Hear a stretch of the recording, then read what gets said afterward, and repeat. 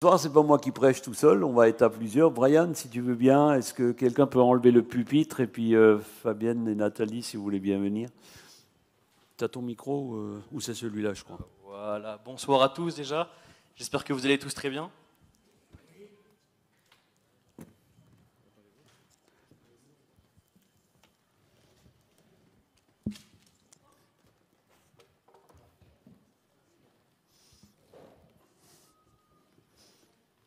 Ouais, tu peux y aller, tu peux commencer. Tu peux commencer. Allô, Fabienne? Mets-toi là, Fabienne se mettra là. En tout cas, déjà, je voudrais vraiment vous remercier parce que vous avez tous participé. On a eu beaucoup de questions. Des questions qui étaient vraiment intéressantes. Et alors, comme Fabienne vous l'a dit pendant l'annonce, on n'a pas pu tout garder. Mais je veux dire, c'est qu'on ne pourra pas prendre toutes les questions ce soir. On ne pourra pas tout répondre, mais on a gardé les questions. On les a gardées et on pourra les réutiliser si on fait une deuxième version, si on fait une deuxième partie.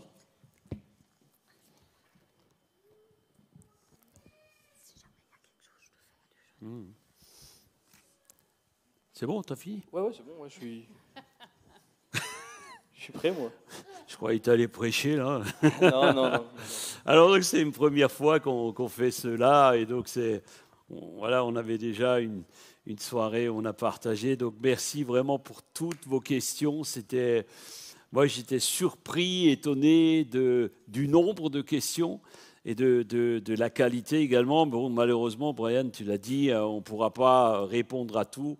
On a travaillé vraiment, mais chaque question est importante et nous tient à cœur. Donc, on refera une autre soirée, on répondra si vous avez posé des questions et elles ne sont pas abordées ce soir, on le fera une autre fois.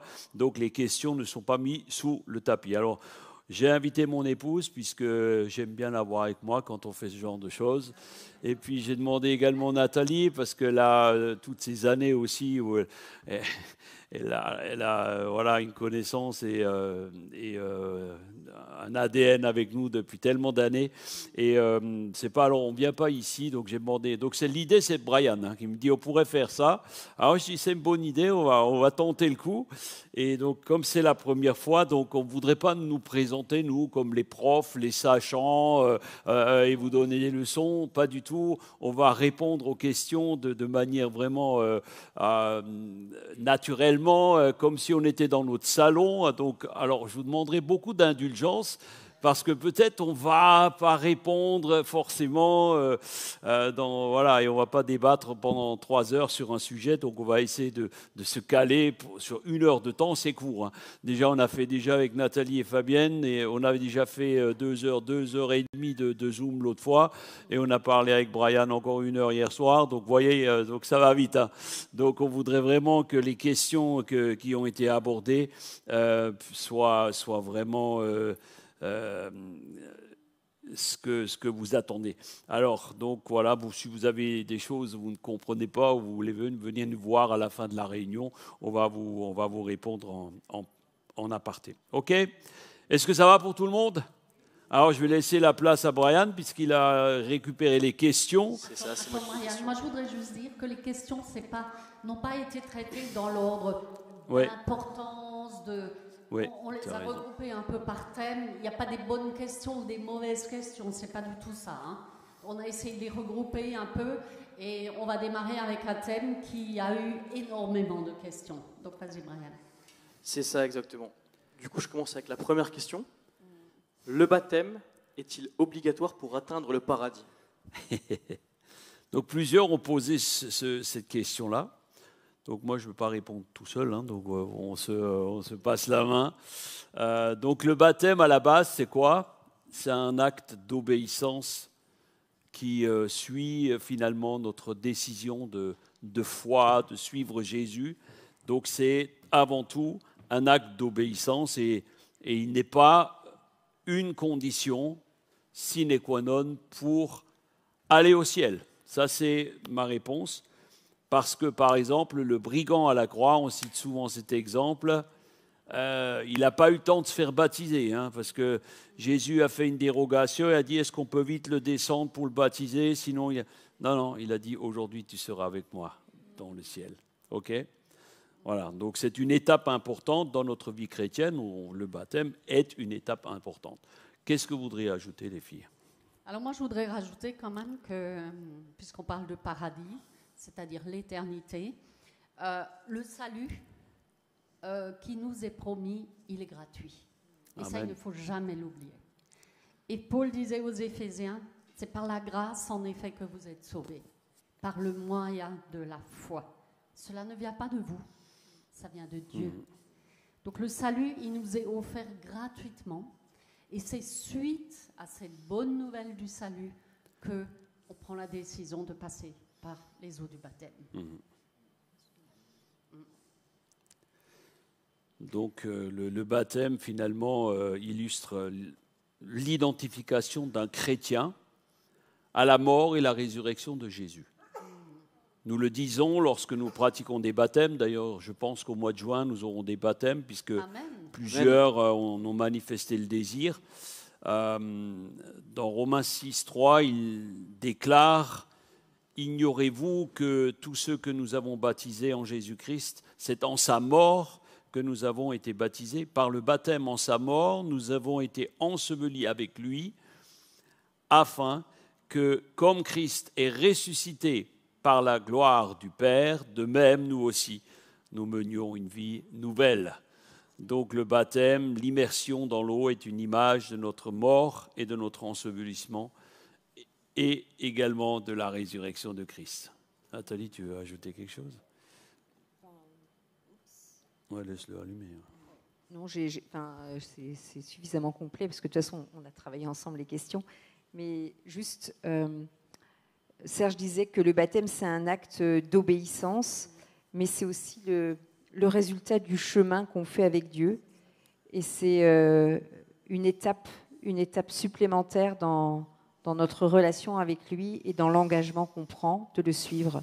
Donc ça n'a rien d'obligatoire, mais ça témoigne de notre foi et de l'engagement qu'on veut prendre avec Dieu, de continuer à marcher avec lui. Moi, je dirais que le baptême est une conséquence de notre relation avec le Seigneur qui grandit. Et moi, je me souviens pour ma part, pendant un temps où je connaissais le Seigneur, je ne ressentais pas du tout le besoin. Et j'ai eu un déclic un jour qui a fait que ça devenait urgent. Parce que j'avais compris que c'était une obéissance dans mon chemin de vie chrétienne, de passer par les eaux du baptême et de dire, Seigneur, ben voilà, je veux montrer publiquement ce que j'ai compris et que je veux marcher dans tes voies. Ouais, c'est ça, moi c'était exactement pareil, j'étais en train de rouler en moto, sous la pluie, et vraiment en roulant, j'étais en train de réfléchir un peu à tout ça, au baptême, et ça m'est venu comme ça, d'un coup, je me disais, il faut vraiment que je me fasse baptiser. Je me suis arrêté, j'ai pris mon père dans les bras, et j'ai appelé Serge dans la soirée même, justement pour dire, je veux me faire baptiser. C'est arrivé comme ça, comme un éclair qui m'a dit, il faut que tu te baptises, et c'est ce que j'ai fait. Ok, super. Donc voilà, on va conclure sur ce point-là. Donc le baptême, en fait, n'est pas une condition indispensable pour aller au ciel, on est bien d'accord. Cependant, c'est un acte important dans la vie chrétienne et on encourage bien entendu tout le monde à se faire baptiser parce que c'est aussi le signe de dire, bien, j'appartiens maintenant à Christ publiquement, mais devant l'Église, mais également devant les puissances spirituelles. J'ajouterais que ce n'est pas le baptême qui nous sauve. Hein. Oui, non, c'est sûr. C'est notre foi en Dieu. Amen. Amen.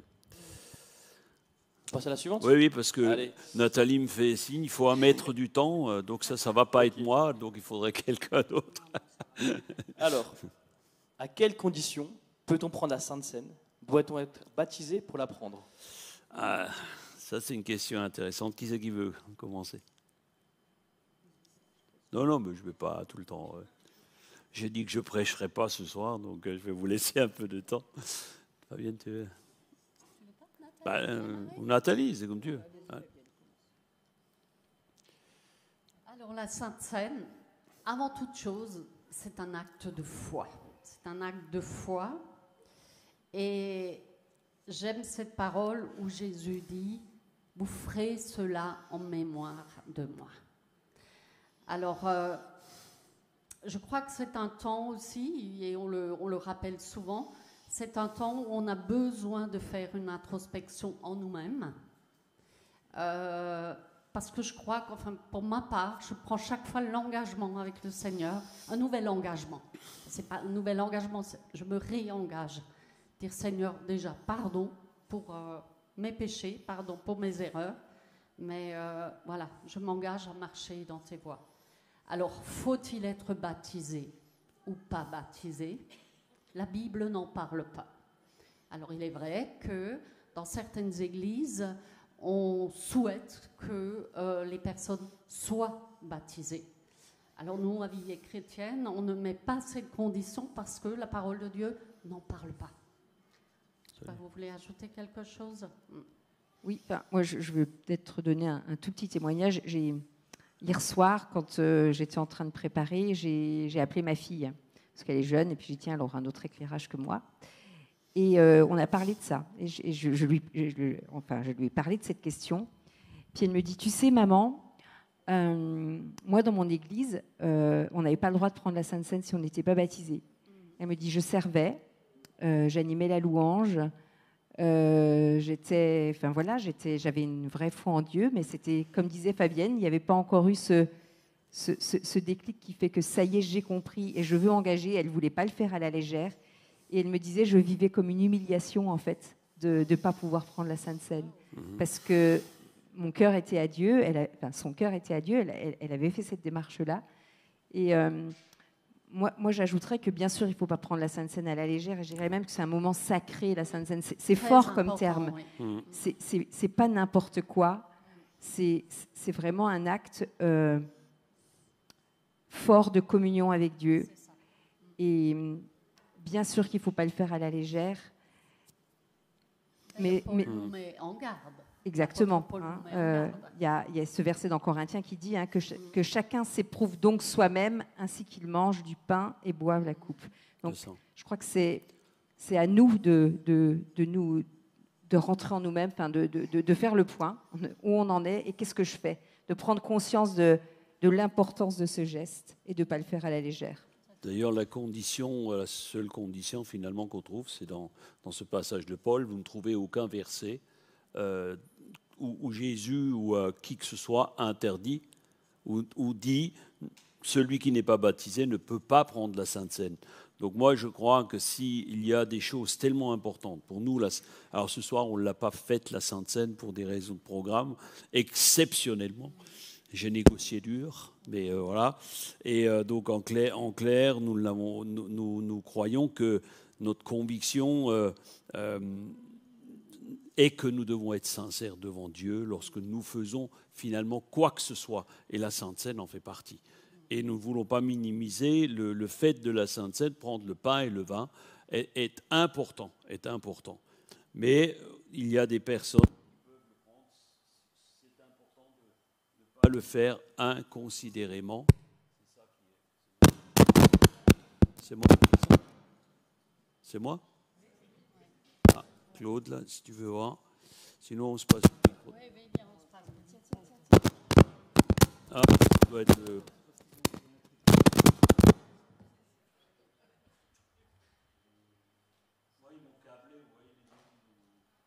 Et c'est vrai, je pense que si. C'est bon?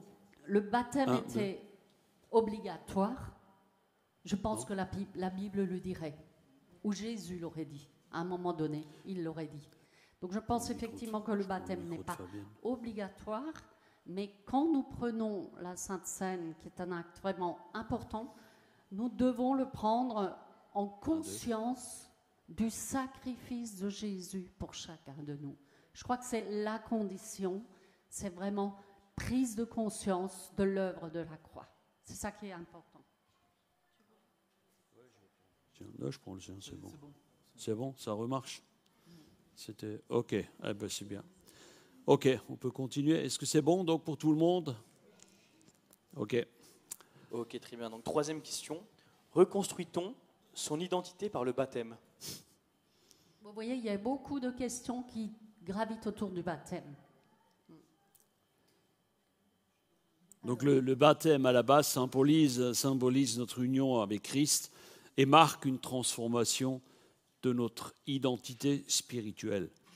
Nous devenons une nouvelle création, il est dit dans 2 Corinthiens 5, 17, mais le baptême donc est une déclaration publique de cette nouvelle identité, mais elle ne transforme pas notre identité. Nous sommes déjà en Christ quand nous nous faisons baptiser. Le baptême ne crée pas cette identité, mais tu manifestes et tu la célèbres en obéissant, en marchant par la foi et en acceptant le baptême. Moi, c'est ce que j'avais à dire. Peut-être vous avez quelque chose à compléter dans ce sens. Moi, j'ai noté que notre identité n'est pas dans le baptême, mais dans notre statut d'enfant de Dieu. Amen. C'est notre statut d'enfant de Dieu qui nous donne notre nouvelle identité en Dieu. Pour illustrer, moi j'avais noté que le baptême c'est un peu comme un acte de naissance officiel en fait. C'est l'acte c'est pas l'acte qui crée l'enfant, mais il atteste officiellement de la vie reçue. Voilà, donc c'est comme un acte de naissance en fait le baptême. Mais c'est pas le baptême qui va nous transformer en fait.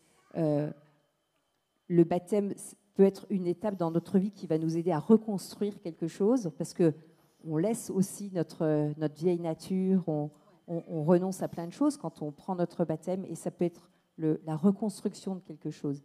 Mais comme disait Fabienne, oui, c'est pas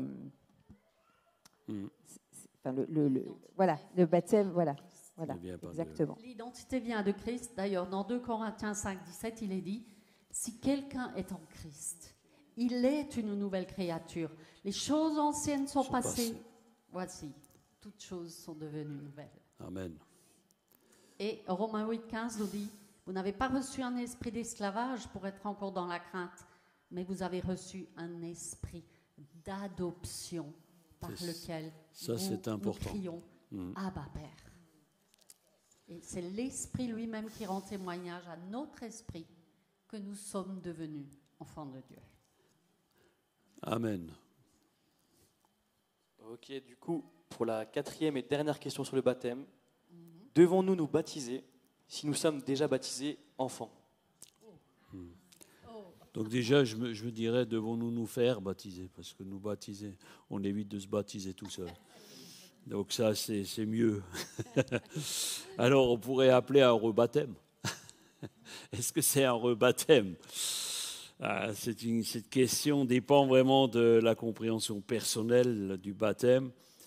Donc, première question, première réflexion. Que veut dire baptême? Le terme baptême veut dire immersion. C'est le mot grec pour baptême, c'est baptiseo, qui veut dire littéralement immersion. Donc, certains considèrent le baptême des enfants comme valide en tant que signe de l'alliance de Dieu, tandis que d'autres estiment que le baptême doit suivre sa profession de foi. C'est ce que nous croyons. Peut-être tu as le verset de Marc 16, là, oui, je ne l'ai moi pas j'ai pris. noté Marc 16, 16. Tu veux le lire, Nathalie? Qui dit: celui qui croira et qui sera baptisé sera sauvé, mais celui qui ne croira pas sera condamné. Donc, en se faisant baptiser, on croit. C'est ce qu'on disait avant, c'est la confirmation de notre foi dans le Seigneur. Alors, c'est vrai que quand nous-mêmes, nous avons été baptisés enfants, je dirais que c'était la foi des parents qui a fait que nous passons par le baptême. Oui, c'est ce que je voulais dire. En fait, moi, j'ai aussi été baptisée enfant, et c'est mes parents qui avaient choisi pour moi. En fait, c'était leur foi. En fait, c'était pour une protection, pour que Dieu, prenne soin de nous. Mais mon baptême à moi, c'est celui où moi j'ai décidé de m'engager avec Dieu. Et je pense que c'est ce que Dieu attend de nous, en fait. Il attend qu'on prenne nos décisions et nos responsabilités et nos engagements de nous-mêmes. Et je dirais, c'est ton baptême, ta décision qui a changé quelque chose dans ta vie pour toi. C'est ça. Alors nous, on honore ici que ce soit dans notre église ou l'UAPM ou d'autres églises aussi, on honore bien entendu le fait que des enfants aient été baptisés et on honore la foi des parents finalement. Et notre but n'est pas de démolir ou de critiquer ou quoi que ce soit. L'important pour le baptême, pour moi, l'important c'est de suivre sa conscience. C'est le faire en conscience. C'est être à l'écoute du Saint-Esprit. À un moment donné, il y a une conviction qui vient et là, le Seigneur te dit « Ok, vas-y, c'est le temps ». Moi, c'était mon cas. Et bien sûr, j'étais baptisé également enfant. Voilà. Et à un moment donné, le Seigneur me dit bah, « Il faut peut-être que tu marches dans l'obéissance. » Et quand tu obéis, bah, ça change tout. Hein. Donc on a peut-être lire, Fabienne, dans Acte 22, là, tu as noté... Le verset peut-être. Et je dirais, quand nous nous engageons dans le baptême, ce n'est pas non plus un rejet de ce que nos parents ont fait. Ce n'est pas du mépris non plus. Au contraire, ils ont voulu notre bien, ils nous ont présenté au Seigneur. Ce n'est pas un rejet, pas du tout. C'est vraiment une confirmation de notre marche avec le Seigneur. Et j'ai trouvé ce passage dans Acte 22, 14, où à un moment donné, Ananias, il dira à Saul de Tarse encore, « Le Dieu de nos pères t'a destiné à connaître sa volonté, à voir le juste et à entendre les paroles de sa bouche, car tu seras son témoin devant tous les hommes de ce que tu as vu et entendu. Et maintenant, pourquoi tardes-tu? Lève-toi, sois baptisé et lavé de tes péchés en invoquant son nom. » Donc là, c'est devenu urgent et normal, je dirais, qu'à un moment donné, il se lève et il se fasse baptiser. Alors, on encourage bien sûr tous les nouveaux convertis à confirmer leur foi par le pas de foi du baptême, vraiment en toute conscience. Ça, c'est un acte qui finalement de démonstration de foi publique et devant le monde spirituel. Donc voilà. Donc il n'y a pas de honte à se faire, entre guillemets, rebaptiser. Ok, Brian, on va à la suite. Donc là, on a fini sur le baptême. Si vous avez encore des questions, n'hésitez pas à venir nous voir à la fin. Voilà. Vas-y. Pourquoi ne prie-t-on pas Marie? Dans notre église. Ou pourquoi ne devons-nous pas prier? Alors là, question délicate. Qui veut commencer? Donc moi, je ne me mouille pas là. Il a peur. Moi, j'ai pas peur. Alors vas-y. Non, moi, j'ai pas peur non plus. C'est pas avoir peur ou pas avoir peur. Moi, je citerai déjà pour commencer un verset de 1 Timothée qui dit « Car il y a un seul Dieu et aussi un seul médiateur entre Dieu et les hommes, Jésus-Christ. » Ouais. Et Marie, moi je trouve, alors attention, je vais me faire tirer les oreilles parce qu'on n'en a pas parlé entre nous, mais Marie, je trouve que dans nos églises évangéliques, souvent, on l'honore pas assez. Alors je ne suis pas en train de dire qu'il faut prier Marie, mais Marie, c'est quand même quelqu'un qui a eu un rôle super important, puisque c'est la maman de notre Sauveur, et on doit pas occulter le fait que Marie a eu un rôle prépondérant dans l'histoire de la chrétienté, mais il n'en demeure pas moins que la parole est claire là-dessus, c'est que Jésus est venu pour qu'on ait un libre accès auprès de Dieu et que c'est la seule personne à qui on doit s'adresser, en fait, hein, à Dieu, au Saint-Esprit, à son Fils. Donc, pourquoi on ne prie pas Marie? Parce qu'on a un accès direct à Dieu et que ça doit nous suffire, en fait, et que c'est un commandement. D'ailleurs, Jésus lui-même, il a dit de prier le Père. Oui, à aucun moment, il n'enseigne de prier autre chose que le Père. Et c'est vrai que vous n'avez pas d'exemple dans le Nouveau Testament où des croyants prient Marie, ni les saints. Et voilà, donc la prière est toujours dirigée vers Dieu au nom de Jésus-Christ. Ce qui m'amène à dire que Jésus est toujours le centre de la chrétienté et rien d'autre. Donc en tant que nous, que protestants, évangéliques, on met plutôt l'accent sur Jésus le centre. Donc nous croyons que toute intercession ou médiation spirituelle doit passer par lui. Prier Marie pourrait être perçu comme presque une diminution, alors je m'avance, une diminution de la valeur de la croix. Voilà, donc, et puis bien sûr, vous n'avez aucun fondement biblique qui parle du culte à Marie. C'est vrai que Jésus, comme tu l'as cité, il a donné l'exemple de la prière du Notre Père. Et à un moment donné, Jésus dira aussi, je suis le chemin, la vérité et la vie. Nul ne vient au Père que par moi. Mmh. Ça n'empêche que, comme tu disais Nathalie, ça n'empêche que Marie a eu un rôle prédominant, femme de foi, femme humble. Je me suis demandé à un moment donné si j'avais été à sa place, comment j'aurais réagi lorsque l'ange est venu. Elle a eu beaucoup d'humilité, l'amour de Dieu, la crainte de Dieu, le désir de servir Dieu. Donc c'est vrai que tout ça, c'est très important, mais ça n'empêche que c'est Jésus qui est au centre. Et dans Éphésiens 6, verset 18, verset 10, « Priez sans cesse, voilà. Faites toutes vos prières et vos demandes par l'Esprit Saint. » Amen. Et je crois que nous ne devons pas annuler la parole de Dieu au profit de traditions. Parce que les traditions sont fortes. Hein. Et des fois, on fait des choses par tradition sans savoir pourquoi on les fait.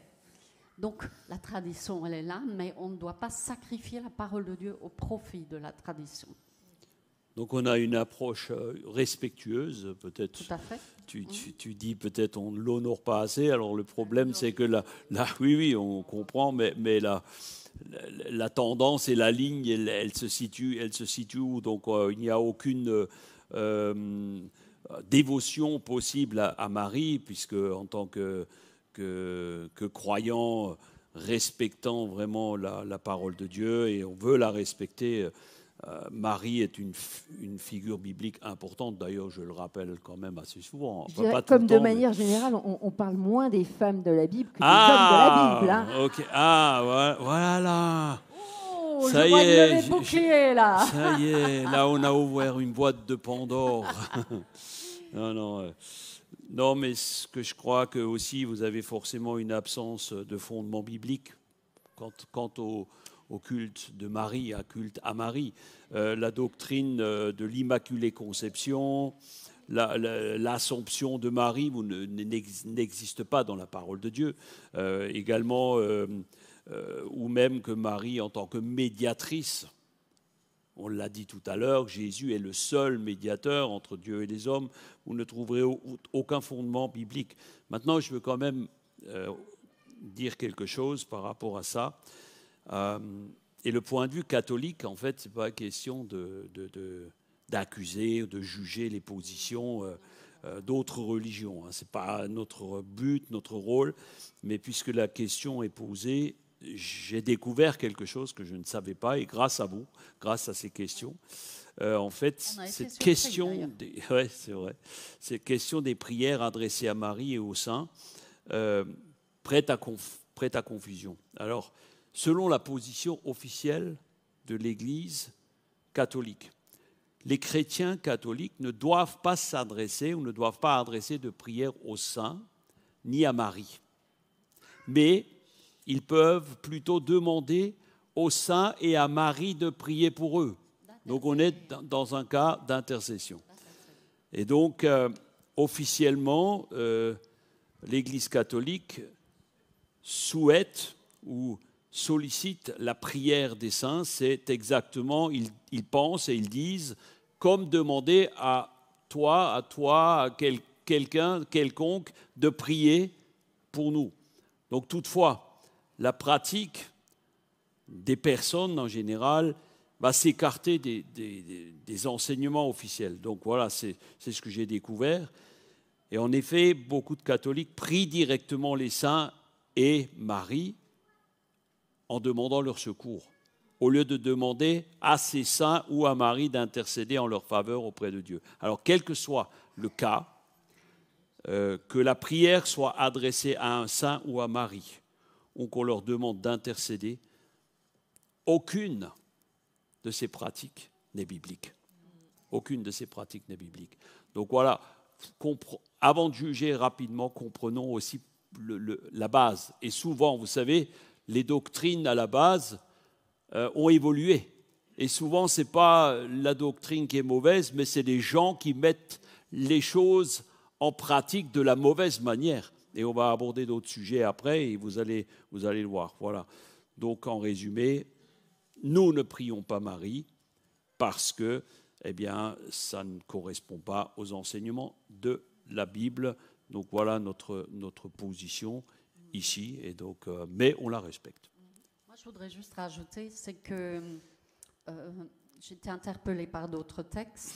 Et c'est vrai que dans la culture juive, la famille avait une très, très grande importance. Et il y avait le respect des parents, peut-être beaucoup plus qu'aujourd'hui. Hein, on honorait les parents. Et malgré cela, Jésus n'a pas mis sa maman en avant quand, à un moment donné, il a été interpellé. Dans Luc 8, 19, il est dit la mère et les frères de Jésus vinrent le trouver, mais ils ne pouvaient l'approcher. Alors on dit à Jésus, ta mère et tes frères sont dehors, ils veulent te voir. Et Jésus leur répond, ma mère et mes frères, ce sont ceux qui écoutent la parole de Dieu et qui la mettent en pratique. Et je me suis dit, Jésus, il aurait pu dire, faites-la venir ou faites-les venir.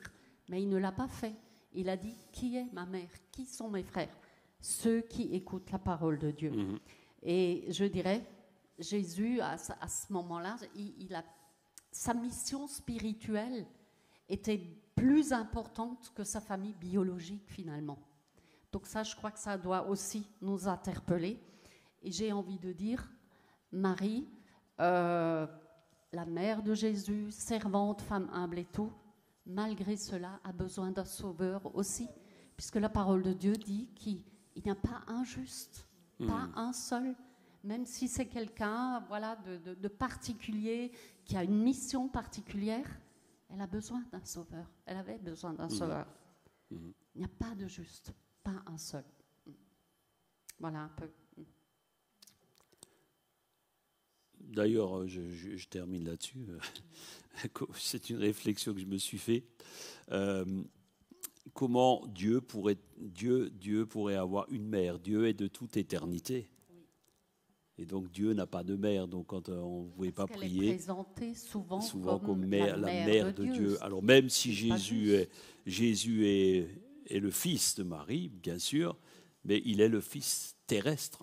Et elle est choisie par Dieu comme la femme qui a mis au monde le Fils de Dieu. En cela, c'est quelque chose d'extraordinaire. Mais en aucun cas, elle ne peut être la mère du Dieu Tout-Puissant. C'est une dernière réflexion que je me suis faite. Et puis, tu veux encore ajouter un point? C'est bon, tout est dit. Ok, Brian, ça va? T'as capté? C'est bon? Ouais, bien sûr. Je te ferai une interrogation écrite après. Allez, ça marche, on fait comme ça. Ça marche. Une autre question aussi un petit peu compliquée. Pourquoi Dieu ne me guérit pas? C'est vraiment une question, quand on me l'a posée, c'est vraiment une question forte et ça mesure vraiment la réflexion. Alors, qui veut commencer? Toi? Moi, j'ai envie de dire, nous n'avons pas toutes les réponses. Ça, c'est clair. Nous n'avons pas toutes les réponses. Nous ne comprenons pas toujours les choses quand elles se présentent. Nous ne comprenons pas toujours les voies de Dieu. Mais je crois qu'on ne doit pas oublier que Dieu reste souverain en toutes choses. Dieu est tout-puissant et il peut forcément guérir instantanément. Je vais le casser, ce truc. Je pense Pose-le. Ouais, Mets-le dans la il poche, est pose, mais non, je ne peux pas. C'est bon. La souveraineté de Dieu signifie qu'il peut tout, et sa volonté est parfaite, et elle peut dépasser finalement notre compréhension humaine. Donc parfois, malheureusement, pour ceux qui le subissent, il permet la souffrance, parfois pour accomplir ses desseins plus profonds dans notre vie. Alors je sais que c'est difficile à entendre ce que je dis là. Et l'apôtre Paul lui-même a été touché par cela. Il avait une écharpe dans la chair. Et il a prié, il a dit plusieurs fois, j'ai prié, et Dieu lui a simplement répondu, ma grâce te suffit. Alors, je me mets à sa place. Tu souffres, tu sers Dieu, et tu n'es pas guéri. Et là, Dieu te dit, mais ma grâce te suffit. Alors pourquoi? Je ne sais pas, qu'est-ce que vous en pensez, vous? Moi, je crois qu'il y a des stades différents aussi dans notre avancée, dans notre croissance de foi. Et je crois qu'on n'a pas toujours les mêmes besoins. Et quand on est peut-être jeune dans la foi ou moins affermi, peut-être que, je ne sais pas, hein, c'est un truc, peut-être que Dieu nous répond plus vite, parce que c'est comme un bébé, il pleure, il a besoin de quelque chose, on lui donne tout de suite, parce qu'il ne comprendrait pas, sinon il en a besoin. Et je crois que plus on avance dans la foi, plus notre relation s'ancre et plus notre relation change. On devient des adultes, on n'est plus des bébés qui ont besoin, dès qu'ils font une colère ou un truc où ils pleurent, on ne vole plus à leur secours tout de suite pour réparer quelque chose. Et moi, je crois que quand Dieu ne répond pas, c'est aussi parce qu'il sait que notre relation elle est suffisamment affermie pour croire que notre foi elle ne va pas vaciller parce qu'on n'a pas tout de suite la réponse à quelque chose qu'on demande. Et moi, j'ai longtemps prié pour être guérie. Je n'ai pas été guérie. Aujourd'hui encore, je ne comprends pas pourquoi. Mais je sais que ça a affermi ma foi. Je sais que ça a ancré plus ma foi encore. Et ce n'est pas ça qui m'a fait douter en fait, du fait que Dieu peut guérir. J'aurais juste éliminé une pensée qui peut venir et qui souvent a été véhiculée et qui l'est encore dans certains cercles, que tu es malade parce que tu as péché. Donc ça, c'est quelque chose que nous ne pouvons pas considérer. Jésus ne l'a jamais fait et donc nous n'allons pas considérer ce fait. Certains enseignements soulignent que la guérison est liée également à notre connaissance et notre réception de la parole de Dieu. C'est vrai que nous devons le saisir dans les cœurs. Et j'ai pensé forcément à ce paralytique qui était au bord de la piscine de Bethesda et qui attendait sa guérison d'une manière spécifique. Donc nous devons vraiment être conscients qu'il a attendu 38 ans. 38 ans, que quelqu'un le jette dans l'eau et qu'un ange remue l'eau pour qu'il soit guéri.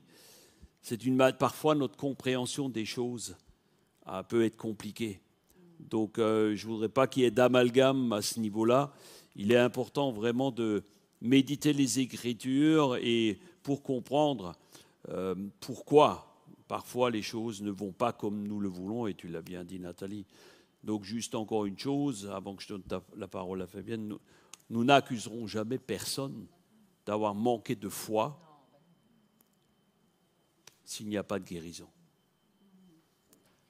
D'ailleurs, la parole de Dieu dit qu'à un moment donné, il y a un passage où les disciples demandent à Jésus par rapport à un malade, est-ce lui qui a péché ou ses parents? Qu'est-ce que Jésus a répondu? Afin que la gloire de Dieu soit manifestée. Alors c'est vrai, quand la personne est malade, elle souffre, on a envie on est rempli de compassion, on a envie de pouvoir faire quelque chose et on ne comprend pas toujours. Peut-être, est-ce que le Seigneur veut manifester sa gloire? On ne sait pas. On ne sait pas.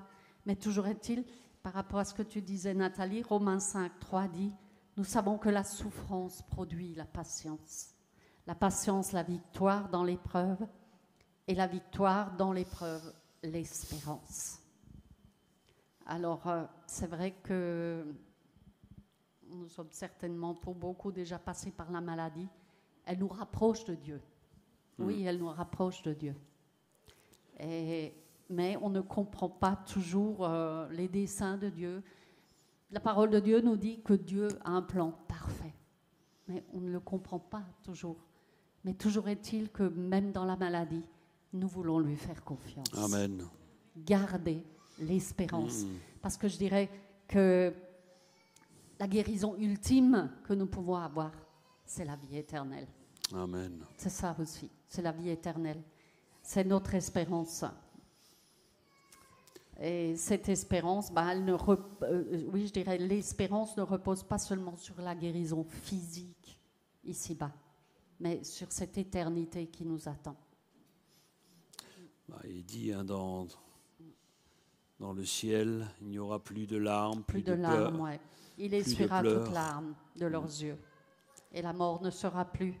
Il n'y aura plus ni deuil, ni cri, ni douleur. C'est Apocalypse 21, 4. Ouais, car les dans Romains aussi 8, 23, qui dit « Nous soupirons dans notre corps, attendant l'adoption, la rédemption de notre corps. » Donc, en fait, oui, je crois qu'on sera tous parfaits, on sera tous guéris quand on sera tous au ciel. Mais voilà. On aura un cœur encore tout neuf. Un cœur tout neuf aussi. Et je dirais, en tant qu'Église, il est important de soutenir et d'entourer ceux qui sont dans la souffrance et dans la maladie. Manifester l'amour de Dieu. Je crois que c'est une part vraiment importante de ce que nous pouvons faire pour ces personnes. Voilà, c'est ça. Donc l'Église est là aussi pour soutenir, pour prier. Dieu est là pour nous soutenir lorsque nous sommes dans la souffrance. Il n'est pas un Dieu sadique. Ça, je voudrais vraiment ajouter. Dieu n'est pas un Dieu sadique qui met des souffrances pour nous faire souffrir. Et c'est vrai que c'est légitime de se poser la question, pourquoi moi je suis malade et je ne suis pas guéri alors que d'autres le sont? Eh bien, je crois que Jésus a guéri beaucoup de malades, mais tous, malheureusement, ne l'ont pas été. Donc, vraiment, considérons que cette affliction, comme il est dit dans 2 Corinthiens 4, affliction du moment présent, produit en nous, au-delà de toute mesure, un poids éternel pour la gloire de Dieu. Alléluia. Nous avons d'ailleurs déjà entendu des témoignages d'hommes de Dieu qui ont prié, comme nous prions pour les malades aussi, régulièrement, qui ont prié pour des malades. Ils ont été guéris. Et lui-même ou un membre de sa famille ne l'a pas été. Donc on n'a pas toujours l'explication. C'est clair, on n'a pas toujours les réponses claires et nettes qu'on voudrait avoir. Et voilà, c'est important de continuer à avoir la foi. Si tu es malade aujourd'hui, continue à avoir la foi dans ce que Dieu peut faire. Et il veut faire. Et il y en a plusieurs qui en ont besoin ce soir. On va prier après encore pour les malades. Ok. J'ai une autre question du coup. Les miracles de Lourdes dans tout ça. Ah ouais, ça va dans la suite. Ça va dans la suite. Les miracles de Lourdes. Nathalie, toi tu veux répondre? Tu veux commencer? Tu vas encore clasher? Non, mais c'est bon. Ça, tu clashes pas, ça va. Alors, qu'est-ce que je vais dire sur les miracles de Lourdes? Je vais dire que Dieu, il peut guérir à Lourdes, il peut guérir à Saint-Dié, il peut guérir à Strasbourg, il peut guérir à Célestat, il peut guérir partout. En fait, moi, je crois que ce qui est important, c'est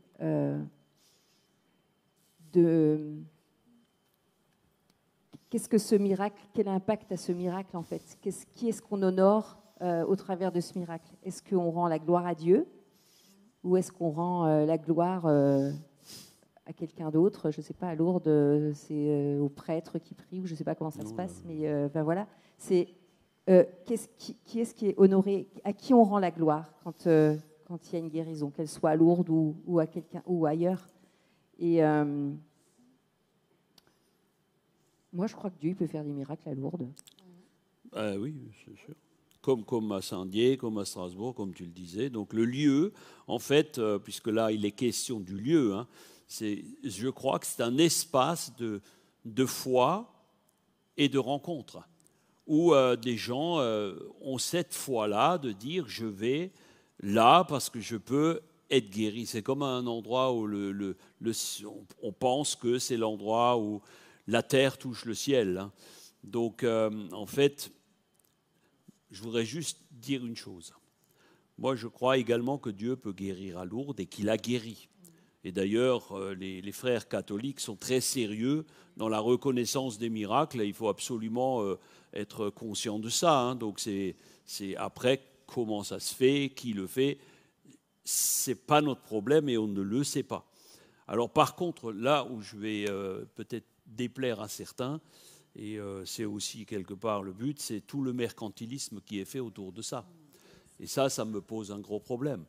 C'est la vente de l'eau et de croire que si on a de l'eau de Lourdes, on va être guéri plus vite. L'eau de Lourdes, c'est de l'eau comme l'eau de Saint-Dié, quoi. Donc voilà, moi je crois qu'il faudrait vraiment faire attention à ces choses-là.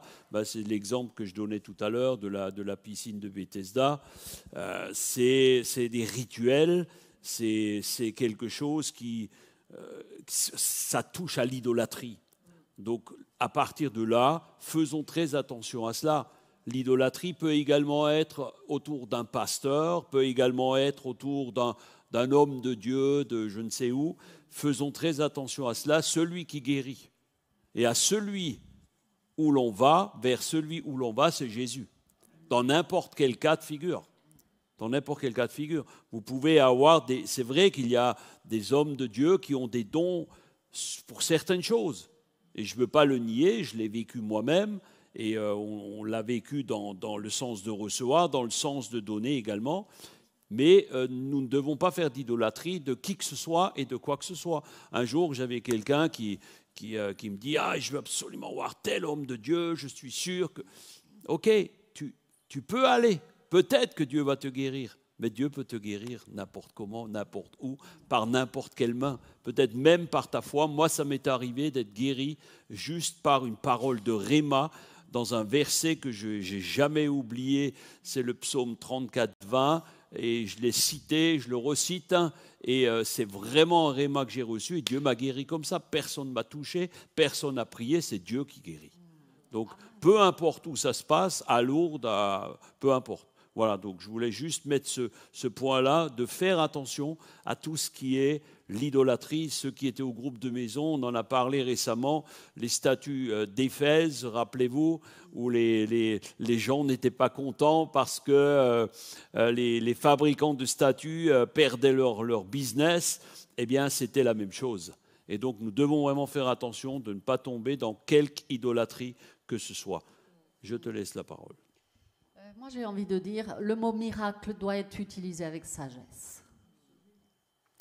Avec sagesse, parce que on a déjà eu des cas de personnes qui, au bout de 8 jours, 15 jours, n'ont plus fumé. Ça y est, c'est un miracle. Non, c'est pas un miracle. Ça fait rire. Non, c'est pas un miracle. Donc, soyons sages aussi avec la parole de Dieu. Ensuite, j'ai noté que Dieu n'est pas limité ni à un lieu, ni à une personne. Mais ce qui est prépondérant, c'est la foi de la Amen. personne. La foi de la personne, c'est un rôle central. D'ailleurs, dans Marc 9, 23, il est dit que Jésus lui-même a dit « Tout est possible à celui qui croit. » Amen. Tout est possible à celui qui croit. Et l'exemple qui m'est venu, c'est l'exemple du centenier. Lorsqu'il est allé auprès de Jésus, il a dit à Jésus de venir à la maison. Et le Seigneur lui a dit, va, qu'il te soit fait selon ta foi. D'ailleurs, Jésus l'a dit aussi à la femme à la perte de sang. Je ne me rappelle plus comment il l'a formulé, mais ça avait un rapport avec sa foi. Donc ça, c'est vraiment important. Et je crois que Dieu fait ce qu'il veut, où il veut et avec qui il veut. Mais voilà, pour répondre à la question, oui, certainement qu'à Lourdes, il y a eu des miracles. Donc vraiment, moi, je voudrais juste redire, nous respectons totalement les gens, les personnes qui, par manque de connaissances, ont décidé de faire cela, et peut-être par foi aussi. Et je pense que Dieu peut bénir à n'importe quel moment. Mais moi, je crois surtout que c'est dommage de se dire il faut que j'attende d'avoir suffisamment d'argent pour faire tel pèlerinage, que j'attende d'avoir ceci ou cela pour le faire. Dieu est capable de guérir ce soir ici. Amen. Alléluia. Voilà, moi je ne sais pas, Nathalie, tu voudrais encore ajouter quelque chose? C'est bon? Peut-être notre foi finalement repose sur la personne de Christ. C'est vraiment ce qui est important. C'est ça, et pas sur un lieu ou une personne. Voilà, c'est ça. On prend encore 2 questions. Encore 2 questions? Ok. Dans le groupe 3, vous voulez prendre desquelles? Dans le groupe 3, tu continues là, continue dans l'ordre là, ouais. Alors, la chirurgie esthétique et être chrétien. Alors là, on passe totalement d'un autre registre. Là, c'est un autre registre complètement, il n'y a plus de miracle. C'est la question. Ouais. La chirurgie esthétique et être chrétien. Ça va, ma femme, elle n'est pas tirée, ça va. Alors moi, la première pensée qui m'est venue, c'est une personne qui souffre peut-être d'un complexe, une malformation, ou peut-être suite à une maladie. Personnellement, moi, je n'y vois pas d'inconvénient. Des fois, pour retrouver une dignité, pourquoi pas? Tout dépend de la motivation. Tout dépend de la motivation. Aujourd'hui, on parle beaucoup de chirurgie esthétique pour plaire, pour arrondir des formes, pour se mettre en valeur, pour se faire beau ou pour retrouver belle. Des cheveux. Là, ça me pose problème. Je ne sais pas, c'est ce que vous voulez rajouter. Nathalie, je laisse aux femmes, là, c'est bon. Mais pourquoi les hommes aussi Je pense qu'il y en a autant que les femmes. Il y en a autant, Il paraît. Oui, c'est vrai. Enfin, on peut distinguer 2 choses. Il y a la chirurgie réparatrice. C'est ça, voilà. C'est celle où, je ne sais pas moi, quelqu'un qui a eu un cancer qui doit se faire reconstruire, ou quelqu'un qui a été gravement brûlé, ou quelqu'un qui naît avec une malformation qui le fait souffrir, ou enfin ce genre de choses. Et à la chirurgie esthétique, pour l'esthétique, parce que moi je pense que quand on met le doigt dans la prise ou dans l'engrenage, c'est addictif. Voilà, je pense qu'on part dans quelque chose qu'on ne maîtrise plus après. Et si ça devient une addiction, si ça devient après si notre corps devient notre idole, voilà, tout est une question de relation avec ce qu'on fait de cette chirurgie esthétique, en fait. Donc, ce serait facile de vous dire les versets de la Bible qui disent « Dieu nous a fait parfaits, je te remercie de ce que tu as fait de moi une créature si merveilleuse ». Enfin, il y a plein de versets qu'on peut trouver dans la Bible. Et oui, ce que Dieu fait est parfait. Mais voilà, il y a des situations qu'on ne doit pas juger où la chirurgie esthétique ou réparatrice peut aider quelqu'un à aller mieux. Et moi, je crois que ce qu'il faut qu'on fasse, c'est que voilà, on aime notre prochain pour ce qu'il est et pas seulement pour l'apparence qu'il a. Et je crois aussi que quelquefois, la chirurgie esthétique, elle est aussi dictée par ça, par le regard de l'autre. Et c'est clair. Et je crois que nous, on doit porter un regard bienveillant, le même regard si la personne, envers tous, en fait, et pas faire de différence à cause de l'apparence physique. Et je crois qu'aujourd'hui, l'apparence physique, elle a un rôle vraiment important, elle a une grosse importance dans la société. Chez les jeunes, ils se prennent tout le temps en photo. Enfin, c'est devenu le culte du corps. Les filtres sur les... Ouais, voilà. Donc, à mon avis, c'est quelque chose qui peut devenir dangereux. Si le corps devient une idolâtrie aussi, c'est ça le problème, quoi. Donc, et toujours pour parler de ma fille, parce qu'elle me manque. Donc hier, elle est en Amérique, sa fille, c'est pour ça. Quand on discutait ensemble de ça, parce que je lui ai posé des questions alors pour qu'elle y réponde, elle me dit, moi, la chirurgie esthétique, c'est non. Ouais, mais elle est très belle aussi. Hein, donc... Non, mais voilà, et tout ça pour dire que, pas pour elle, mais pour les autres, elle dit, voilà, c'est dangereux. Parce qu'elle est jeune et elle voit autour d'elle tout ce qui se passe autour du culte de l'image, du culte du corps. Et voilà, Dieu nous a créés, je pense qu'il nous a bien fait quand même, on n'est pas trop mal. Hein. Et je pense que voilà, sans ôter tout ce qu'on a dit avant, bien évidemment, mais je crois que c'est à prendre avec beaucoup de précaution et de sagesse. Moi, je crois qu'il faut faire attention aux standards, parce que les standards, nos standards à nous, les standards de l'audiovisuel aujourd'hui, eh bien, ce n'est pas les standards de Dieu. Je veux dire, l'homme que Dieu a créé était certainement même pas, finalement, nous ressemblait peut-être même pas tellement, hein, physiquement, je veux dire. Hein. Donc, faisons attention aux modes. Attention aux modes, parce que les modes changent. Et forcément, on a tous envie de ressembler à Georges Clooney pour les hommes et à je ne sais pas qui pour les femmes. Mais bon, voilà. Je crois que la norme que nous avons, elle est tronquée aujourd'hui. Donc, ne pas entrer dans cette dimension. Et je voudrais quand même citer un verset de Pierre, 1 Pierre 3, versets 3 et 4, qui dit qu'il nous exhorte que votre parure ne soit pas extérieure, mais la parure intérieure est cachée du cœur, la pureté incorruptible d'un esprit doux et paisible, qui est d'une grande valeur devant Dieu. Cela souligne l'importance, finalement, de cultiver nos valeurs spirituelles devant Dieu. Donc, c'est clair que la chirurgie esthétique, vous n'allez pas trouver un verset qui dit « Ne vous faites pas faire de chirurgie esthétique », puisque ça n'existait pas. Mais elle nécessite une réflexion approfondie sur les motivations et les conséquences. Et j'aimerais ajouter, elle n'est pas sans risque. Non.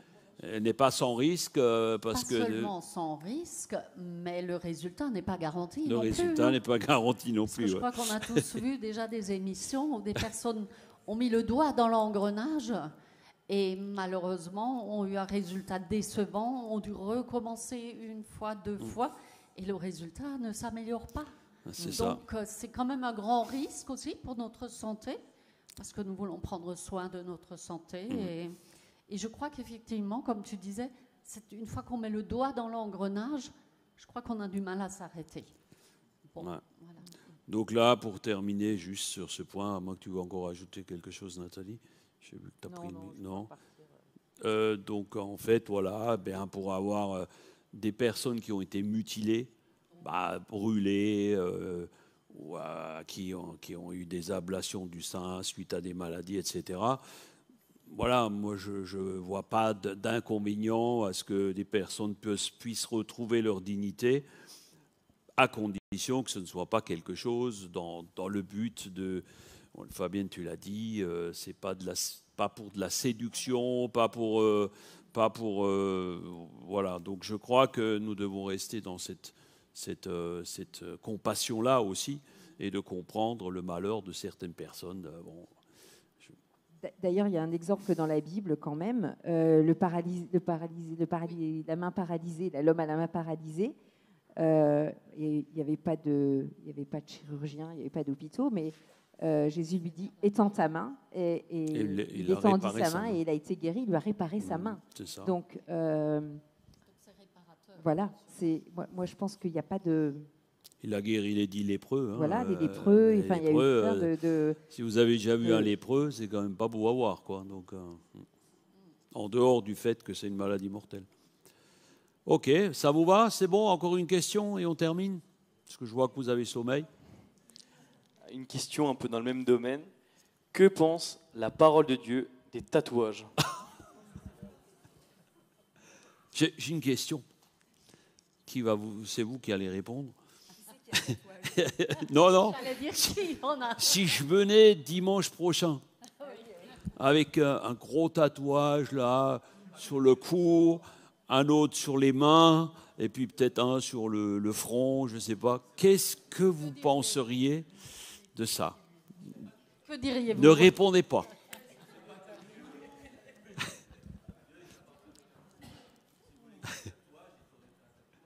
Ah ouais, tatouage naturel.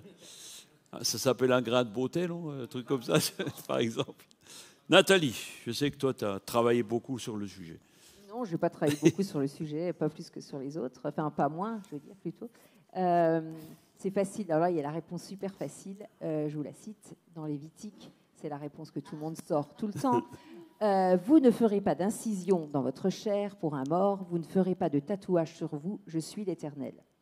Alors ça, il faut le replacer dans le contexte. Dans le contexte, oui. Et à l'époque, les tatouages étaient liés à des rites païens, à des cultes idolâtres.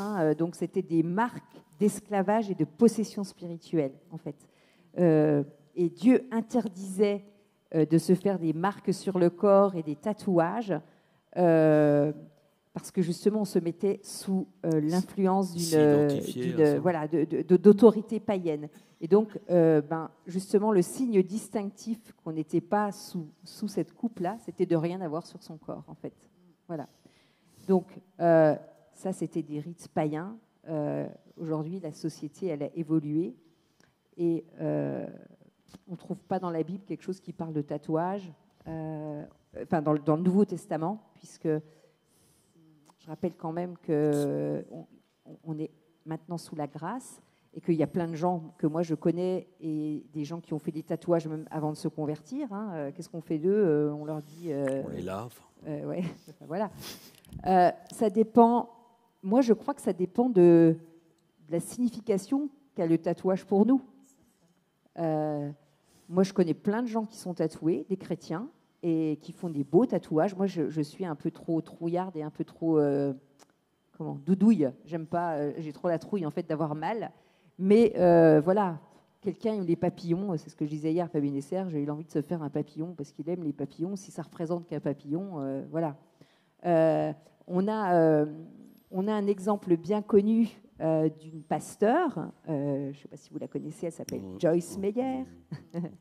Elle a décidé pour ses 79 ans de se faire un tatouage là où elle a écrit Love, parce que pour elle, voilà, c'était un témoignage, elle avait envie de montrer son amour de Dieu, voilà, pour ça. Son témoignage n'est pas quelque chose qui la met sous la coupe d'une influence quelconque. C'est un choix qu'elle a fait, elle, délibéré, c'est le sien. Voilà. Alors oui, Serge aussi, il venait... Enfin, moi, ça me... Un joli tatouage. Bon, voilà, Fabienne ne veut pas. Mais bon, moi, je crois que c'est chacun avec sa conscience devant Dieu. Qu'est-ce que ça représente, en fait? Et... parce que c'est facile, je trouve que c'est... Alors, il y a des choses qu'on doit faire, des choses qu'on ne doit pas faire. Mais et on en a parlé entre nous quand on préparait les réponses à ces questions. En fait, nous, on est là, c'est facile d'être là et puis de vous donner des réponses. C'est les nôtres.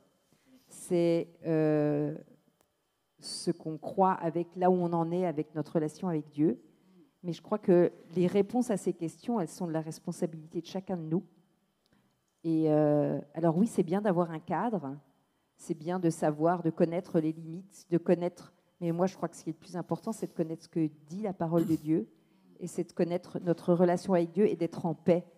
Et tout ce qui n'est pas le fruit d'une conviction est péché. Donc, voilà, si certains ont des tatouages et qu'ils ne sont pas blasphématoires, je pense que, voilà, si... On n'a pas à juger, en fait. On n'a pas à juger. On n'a pas à juger de ça. Bon, je nuancerai un peu ta... Ah, on termine et puis tu témoignes après, si tu veux bien. Bon, vas-y. Ça prend 30 secondes. Vas-y.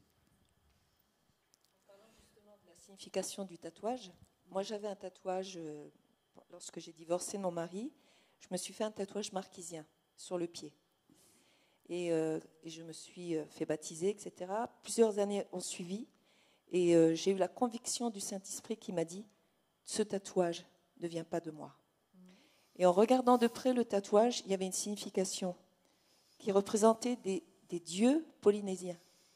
Ce qui fait que sous l'influence du Saint-Esprit, je suis allée enlever ce tatouage. Ça m'a fallu 3 fois plus cher, 3 fois plus mal, mais je l'ai enlevé. Oui, non, c'est ça. Moi, j'aime ce passage de l'apôtre Paul qui dit aux Corinthiens « Tout m'est permis, mais tout n'est pas utile. Tout n'est pas utile. Tout m'est permis, mais je ne me laisserai pas asservir par quoi que ce soit. » Et je crois effectivement, il faut regarder à la signification Et moi, je reviens, comme pour la chirurgie, à la motivation. Qu'est-ce qui fait que j'aurais besoin d'un tatouage? Parce que c'est la mode Je suis enfant de aujourd'hui, Dieu, je suis aimé de Dieu. Voilà, donc c'est vraiment... il faut vraiment tout porter devant le Seigneur avant de prendre des décisions, quelles qu'elles soient. Parce que c'est difficile de revenir en arrière et comme tu dis, le coût est déjà beaucoup plus élevé. Et quelque chose qui aujourd'hui peut résonner dans le cœur, dans 2 ans peut ne plus être d'actualité. Tout à fait. Donc, soyons sages. Soyons sages. Et moi, j'avais noté aussi comme verset, « Prenez garde cependant que votre liberté ne devienne pas une pierre d'achoppement pour les faibles. » Aussi, oui. Et voilà, Serge disait, est-ce que ça vous ferait plaisir que j'arrive avec une croix voilà. Et si pour Serge, le fait de faire des tatouages est une pierre d'achoppement, parce que peut être une pierre d'achoppement pour nous, voilà. Je crois qu'il faut qu'on fasse attention, en fait, à ce qu'on fait. Je voudrais juste recentrer un peu le débat. Donc, en fait, il y a une différence entre venir à Christ avec des tatouages. Bon, voilà, tu les as, c'est comme tout le reste. Et on peut soit les enlever, soit les garder. Bon, voilà. C'est pas pour moi la question. La question, c'est qu'aujourd'hui, est-ce que nous avons, en tant que chrétiens, besoin d'un tatouage pour affirmer quelque chose, pour montrer qu'on a une appartenance dans une communauté? Alors, bien sûr, on est d'accord sur le fait de se dire que ça doit être une conviction. Est-ce que je le fais parce que sur la plage cet été, je veux montrer mes biscottos et puis voilà, est-ce que je le fais pour ça? Est-ce que parce que tout le monde en a, je veux le faire aussi? C'est comme à l'époque, moi quand j'étais jeune, je fumais parce que tout le monde fumait. Je l'ai bien regretté par après, mais voilà. Donc c'est toutes ces choses. Donc je crois que l'important c'est la motivation. Quelle est la motivation? Quelle est la motivation? Et de bien réfléchir et avoir cette conviction. Est-ce que j'ai besoin de faire cela? Si vraiment j'en ai envie, si vraiment c'est pour montrer quelque chose, bon, réfléchissons à ce sujet-là. Alors bon, ce n'est pas une question facile, mais en toute chose, moi je crois que, comme Fabienne l'a dit au départ, tout est permis, mais tout n'est pas utile. Et voilà, bon, pour moi, je jugerai personne qui a cette conviction-là. Cependant, je n'encouragerai pas non plus les gens à le faire. Voilà, c'est mon point de vue. Je me suis noté en conclusion une phrase qui dit que nos actions, que ce soit maintenant les tatouages, la chirurgie, tout ça, nos actions sont le résultat et le reflet de notre compréhension que nous avons de notre identité en Christ. Amen. Voilà. Alléluia. Je crois que ce qui est important, c'est toujours venir devant le Seigneur et lui exposer les choses. Ne jamais rien faire dans la précipitation. Ne pas suivre une mode parce que c'est une mode. Mais c'est toujours vrai. Aller plus loin dans la recherche, en fait. Et voilà. C'est bon? Ok, on avait encore au moins 10 questions derrière, mais on les gardera pour même plus. On les gardera pour la prochaine fois. Là, je pense honnêtement, on peut en refaire encore 2 juste avec les questions. Ah ouais, carrément. Je pense honnêtement. Ok. Eh bien, moi, je vous propose pour terminer la prière. Et donc, si vous avez des réflexions, des questions, parce que sûrement que ce que je veux pas, c'est que ça parle derrière. Vous venez nous voir et vous me dites, voilà, j'ai pas très bien compris ce que tu voulais dire, ce que vous vouliez dire là. Vous venez nous voir. Vous n'allez pas dire, ah oui, il a dit, ils ont dit, non. Vous venez nous voir et on va simplement vous expliquer clairement les choses. Vous nous connaissez, on n'est pas non plus ici. Moi, je rejette toute forme de légalisme qui peut finalement, qui est la source de tous les problèmes, qui est là, qui génère des divisions, et on ne veut surtout pas être divisé parce que demain, quelqu'un dit « Oh, ils ont dit, ah, c'est pas bien les tatouages » ou parce que Nathalie elle a dit bah, « Tu fais un tatouage si ça te fait plaisir ». On n'est pas là. Je dis ça ne va pas nous emmener au ciel, ça ne va pas nous priver de la gloire de Dieu, peu importe. mais nous voulons vraiment être dans le respect de la parole de Dieu. Et bon, voilà, la parole de Dieu dit ce qu'elle dit. Et elle ne donne pas toujours des détails. Alors, si vous le voulez bien, on va se lever, on va prier ensemble. Et ceux qui veulent la prière, peut-être pour une guérison encore tout à l'heure, on a dit cela, eh bien, si c'est possible à Saint-Dié, c'est possible à Lourdes, c'est aussi possible à Saint-Dié, je dis Amen. Et tout le peuple devrait dire la même chose. Alléluia. Seigneur notre Dieu, quelle grâce de pouvoir ensemble, eh bien, nous supporter les uns les autres. Merci parce que nous avons souvent des croyances, des origines différentes, des convictions différentes, mais ce qui est important, c'est que nous soyons centrés autour de toi, en toute chose.